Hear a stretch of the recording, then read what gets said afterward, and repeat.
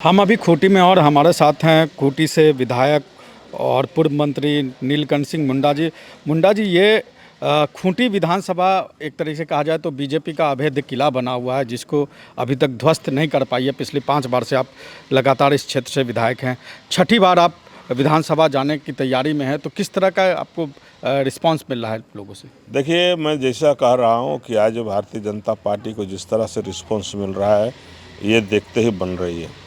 चूँकि आज जिस तरह नामांकन दाखिल किए उसमें 15 से 20 हज़ार लोगों की उपस्थिति, यहाँ की जनता ने यह तय कर लिया है कि इस बार भारतीय जनता पार्टी को इस बार फिर से छठी बार मने विजय बनाने के लिए।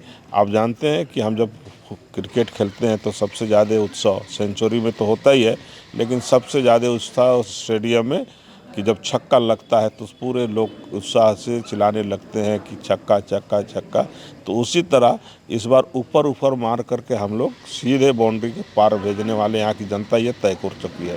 इसलिए भारतीय जनता पार्टी ये जो किला है, इस जो भारतीय जनता पार्टी का ये किला बने रहेगा, झंडा ऊपर रहेगा भारतीय जनता पार्टी का, झंडा के नीचे फिर से एक बार हम लोग फिर यहाँ भारतीय जनता पार्टी विजय प्राप्त करेगी। सर, कांग्रेस ने यहाँ उम्मीदवार जो दिया उस उम्मीदवार को बदल दिया गया, क्योंकि ये मतलब इस विधानसभा चुनाव में देखें तो पहली बार ऐसा हुआ कि किसी क्षेत्र में कांग्रेस पार्टी ने अपने उम्मीदवार को बदल दिया गया। तो इसके पीछे आप देख रहे हैं कि क्या रणनीति रही होगी कांग्रेस की आपको टक्कर देने के लिए? यहाँ पर कांग्रेस का उम्मीदवार नहीं है, दूसरे दल के उम्मीदवार हैं, और चूंकि उस दल के पास उम्मीदवार नहीं है, उम्मीदवारों की कमी है, इसलिए वो चाहते हैं कि हम किसको खड़ा करें किसको नहीं करें। आज इसको कर रहे हैं, कल उसको कर रहे हैं, तो इसी से उसका मनोबल एकदम डाउन है।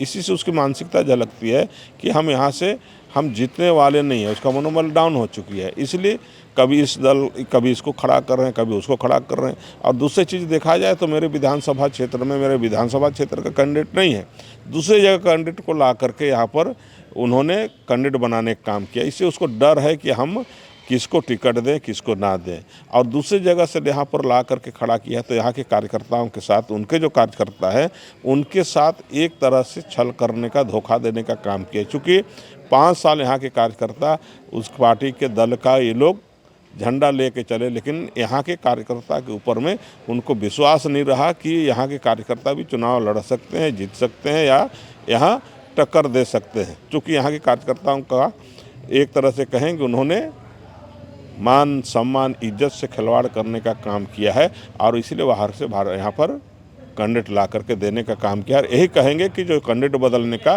तो उसके पास कैंडिडेट नहीं है और उसके मनोबल गिरा हुआ है, इसलिए एक तरह से कैंडिडेट बार बार बदला जा रहा है। सर, आखिरी सवाल, जब आप पहली बार विधायक बने इस क्षेत्र से और आप छठी बार आप चुनाव जीतने की तैयारी में हैं, इस बीच में आपको क्या लगता है कि क्या आपसे रह गया जो आप छठी बार आपको मौका मिलेगा तो आप करना चाहेंगे? निश्चित रूप से हमारा ये रहा है कि शुरू से ही हमने कहा है कि हम जब बनेंगे विधायक तो सारे क्षेत्रों को सर्वांगीण विकास करेंगे, और उसका उदाहरण आप आज गांव देहात में जाइएगा, चाहे वो बिजली के क्षेत्र में हो, पानी के क्षेत्र में हो, तालाब के क्षेत्र में हो, सड़क के क्षेत्र में हो, पुल के क्षेत्र में हो, बागवानी मिशन के क्षेत्र में हो, प्रधानमंत्री आवास के क्षेत्र में, हर क्षेत्र में हमने यहाँ बदलाव लाने का काम किया है।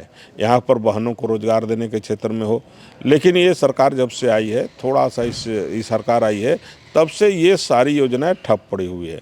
तो इसलिए आज मेरा यही है कि जिस तरह हमारा मकसद रहा है कि इस क्षेत्र को एक अच्छा विधानसभा बनाना, उस क्षेत्र में हम आगे बढ़ने का काम किए हैं, और आने वाले दिन में एक उदाहरण के रूप में हमारा ये भगवान बिरसा मुंडा का जो धरती है, वीर भूमि तो है ही, स्वतंत्र सेनानियों का देश आज़ादी के लिए लड़ाई तो लड़े ही, निश्चित रूप से यहाँ का नाम भी है खूंटी का, लेकिन विकास के मामले में भी आने वाला दिनों पर हमारा ये खूंटी विधानसभा क्षेत्र एक उदाहरण देने का काम करेगा। और अभी भी मैं भी ये दावा के साथ कहता हूँ कि जितना विकास हमारे कार्यकाल में हुआ है, इतना विकास कभी भी पहले नहीं हुए थे। जाते जाते बस एक छोटा सा सवाल कि अगर आपकी सरकार बनती है तो आप किसी बड़े जिम्मेदारी को लेने के लिए तैयार हैं?